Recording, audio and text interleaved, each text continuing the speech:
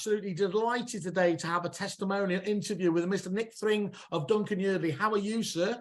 I'm very well indeed. Thank you very much for having me, Simon. It's very good. I don't know if it's a clock or a halo, but I'm going to go with halo because I know you're particularly good business here. So that's the approach I'm getting at the moment. To fair, actually, yeah, bang in the middle of this clock. I'm yeah. quite self-conscious now already. No, now it looks more like a target, but that's really going to put you off. Look, I think, Nick, many people from within the industry, certainly, like on the guild side of things, they'll know your business. You're known as a really strong independent, aren't you? Would you mind just sort of describing, though, introducing yourself and the business, how long you've been going, where you fit in the marketplace, just so people understand a bit more about Duncan Yardley themselves?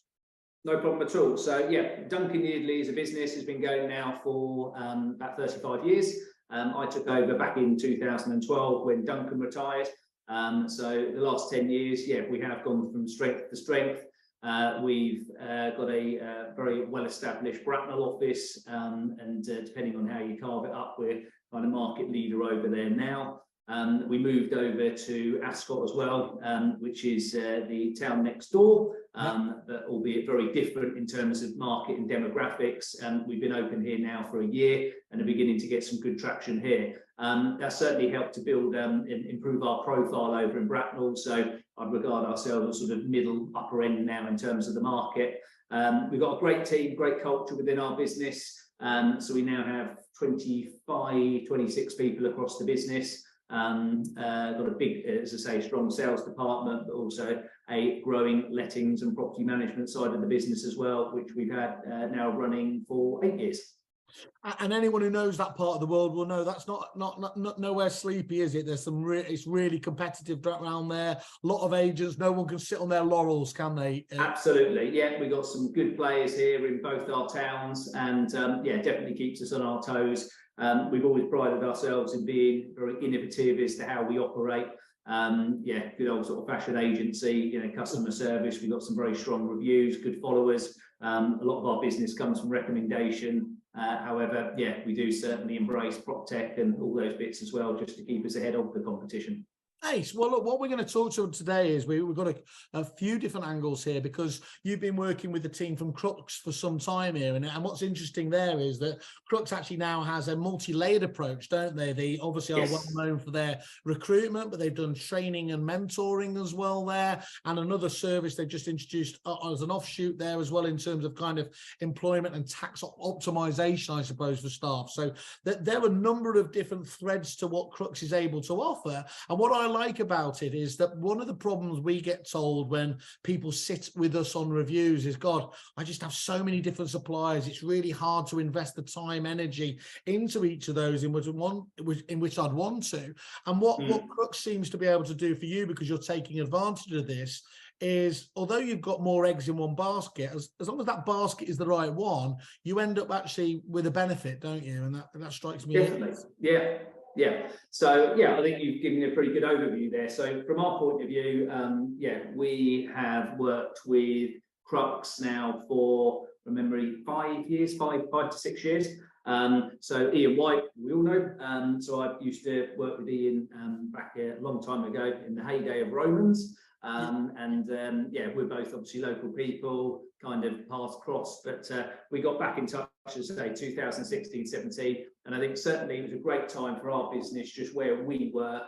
We had seen a fair bit of growth within that sort of first 4 or 5 years when I took over, but with everything happening, one on the prop tech side, which obviously he's very in tune with, but also from my point of view, where the business was going, I just felt I needed some mentoring, some support there, to take it to that next level. And that's exactly what has happened. So Ian has certainly been very supportive, very influential in what we've done over those past few years. Obviously, we've seen slightly different marketplaces with the challenges we had, certainly going into COVID, lockdown, and so on. But yeah, I personally enjoy working with Ian. I think he embraces what we offer as a business and our culture, and it's maybe perhaps slightly different to some of his other clients, and certainly how we did it back in Romans. On the Crux side of things, again, just very much in tune with what we do. So when we have used recruitment companies before in the past, we do often find that, you know, they're just getting candidates out to us, not really paying too much attention in terms of the filtering. You know, are they actually going to fit in with our culture? Are they going to be the right people for us? And very quickly, I felt that was different to what we dealt with previously with other companies. Not all, to be fair, but you know, it was very much quality over quantity.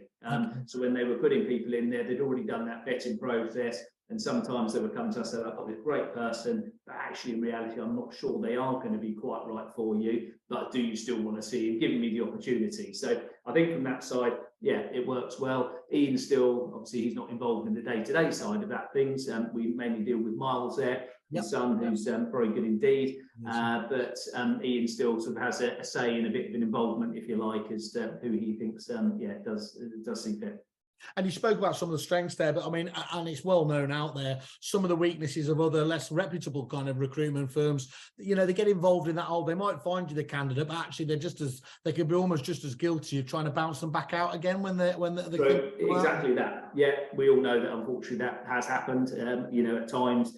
But yeah, I think, you know, the people that they have put into our business, I think in the main are still with us, which is great. And yeah, they're also very good at the follow-up as well. So it's not just a case of putting them in there. They keep in touch with both the candidate and with me to find out how they're getting on. Is there any more that they can do? So yeah, it's good service. It's taking the long-term view that's probably refreshing there, isn't it? In that you definitely, building that relationship, understanding if you fit the right person with you, they're going to get more business in the future, which certainly wouldn't be the case with the other types of recruiter. Yeah, and it's great because they know, as and when we have got a position that we're looking to fill, that I'll go to them as a first port of call. But also what they are quite good at doing is coming to me with some speculative candidates. So it may be that we aren't actively looking, but that we've got this person, think they will fit in, and we have actually ended up recruiting 1 or 2 people on that basis. That we managed to make room for them in the business because they did fit.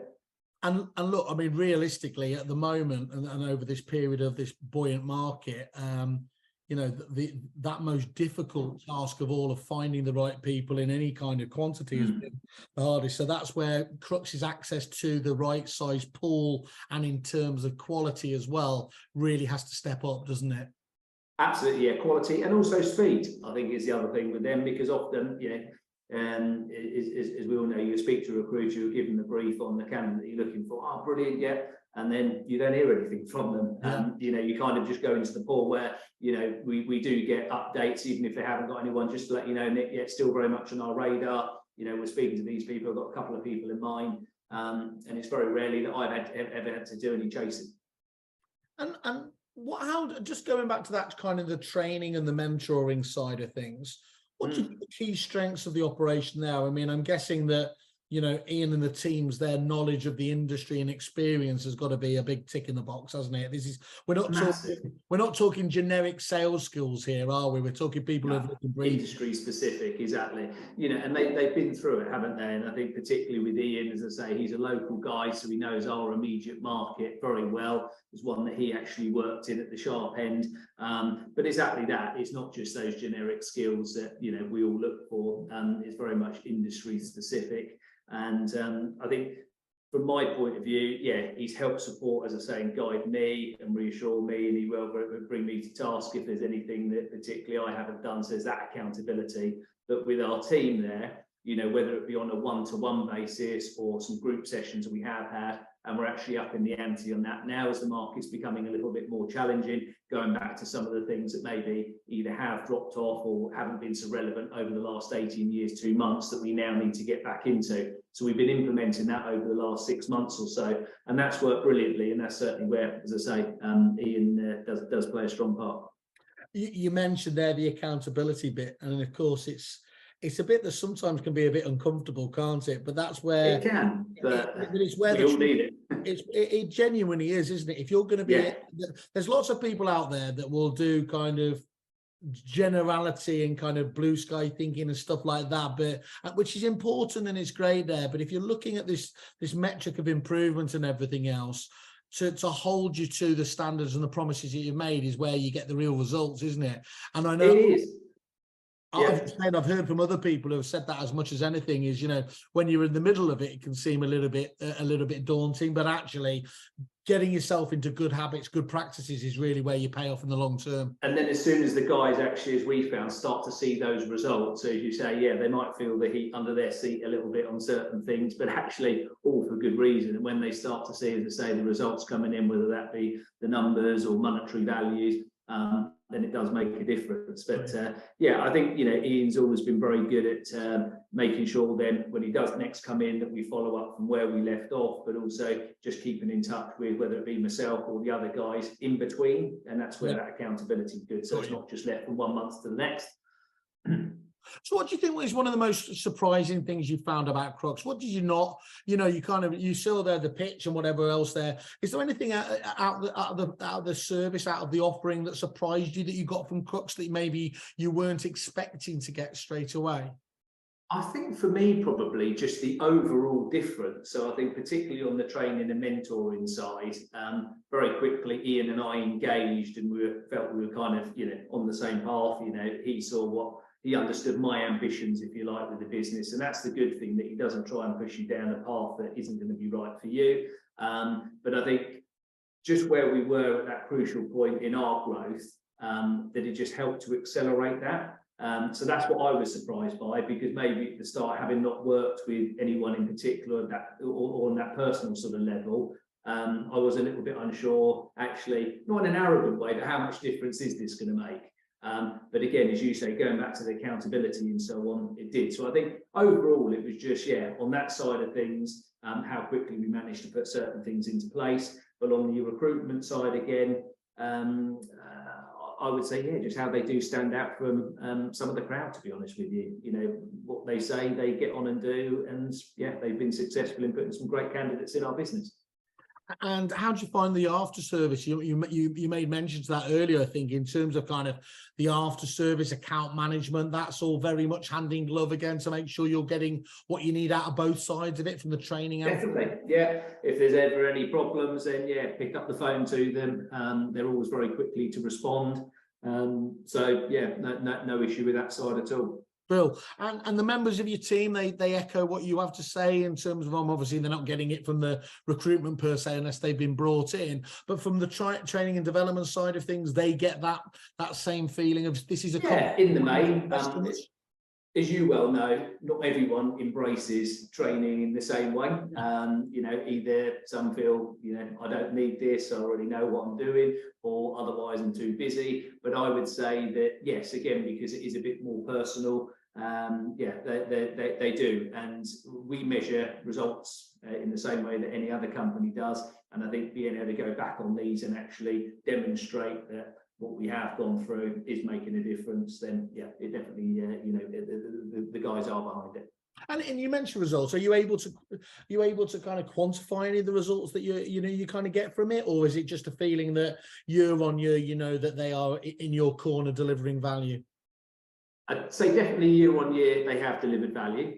There's no question, and we've kind of pushed and pulled depending on where we've been in our world and what's going on as to how much we have used their certain services, particularly on the training side. But there are other things. If there's a particular task or subject that we are focusing on over a period of time, then yeah, we do make a point of actually measuring that. So I want to know, obviously, from my point of view, if we're paying someone to come in and do it, is it actually making a difference? It's also my job, as well as the managers, to follow up on these things after to make sure that it is making a difference. So yeah, we certainly have you know, got some tangible results. Maybe not so much, I think we are beginning to see that now, but pre-COVID, you know, we're in that period from 2016 to sort of 18, 19, and yeah, we saw some massive differences. You know, we've kind of doubled our turnover in that period. Wow, that's amazing. Quite significant. Yeah. I'm not going to give him all the credit for that, by the way. I was going to say, this would become evidence A, wouldn't it? If it was, last thing you want to give Ian White is the ability to justify.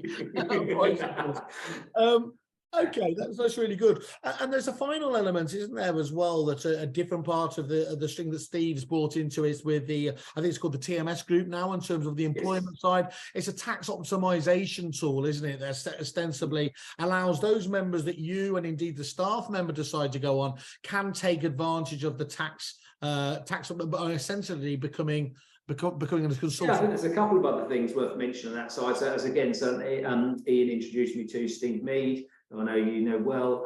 Good guy. He's been very supportive as well of our business. So we've got a handful of our team now who are on the TMS platform. Again, it was just really from our point of view, giving our staff the choice. So, you're happy being on the PAYE, that side of things, all very straightforward. We know how that works. But yeah, this just gives them the flexibility to be able to earn slightly better because of those efficiencies and the benefits that does come with being on the platform, depending on what else they've got going on in their world as well. A couple of them have buy-to-let investment properties, those things. So that whole sort of tax umbrella, etc., just gives them that bit of flexibility. So that seems to have worked well. We've got a couple of other people that are contemplating going on as well, but I think it just depends, where people are in their lives in terms of whether they want to go down that route or not, because although they're still under the same terms as the others and treated in exactly the same way within our business, for all intents and purposes, they do become self-employed.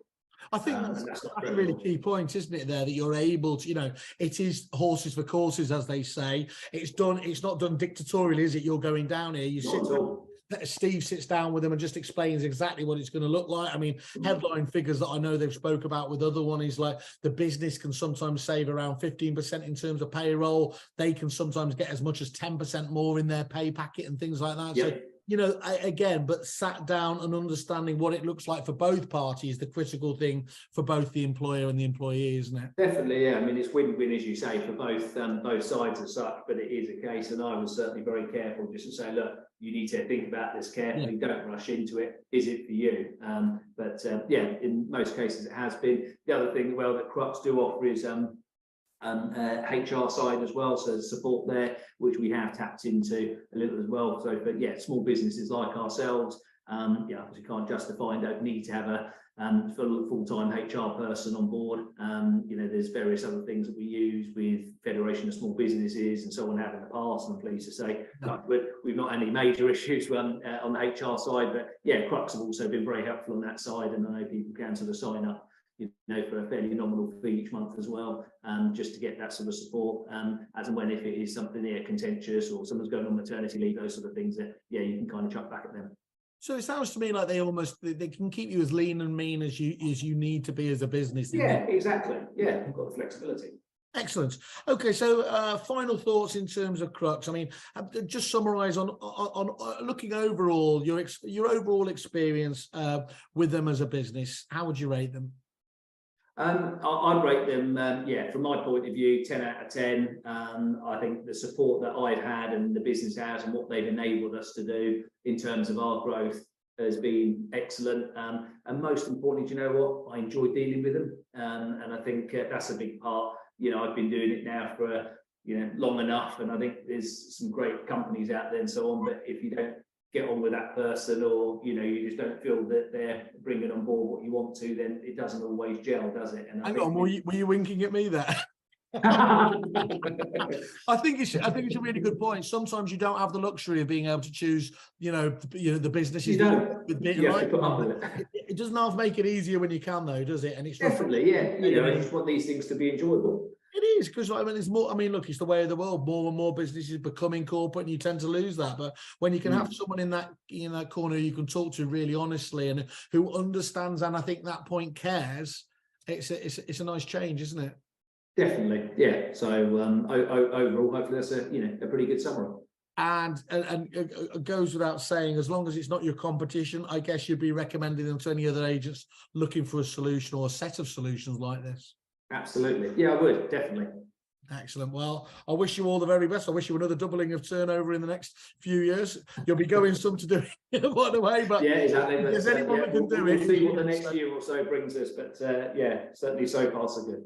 Excellent. Fantastic. Look, Nick, can't thank you enough for taking the time out today to share your thoughts on Crux. What they're doing. Much appreciated. Thank you. Thanks, Simon. Speak to you soon. Take care. Bye for now.